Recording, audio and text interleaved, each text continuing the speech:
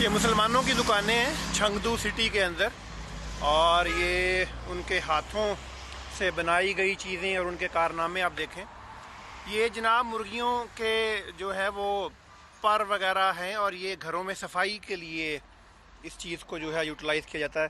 इसके अलावा टोकरियाँ और बड़ी ज़बरदस्त किस्म की हैंडीक्राफ्ट के जनाब मुसलमानों का तो बहुत ज़बरदस्त एक्सपीरियंस है यहाँ पर इन चाइना। बेसिकली ये लोग संक्यांग के मुस्लिम्स हैं। We call them in Chinese we call them Xinjiang Muslims, और उर्दू में हम इनको जो है वो संक्यांग वाले मुसलमानों के नाम से याद करते हैं।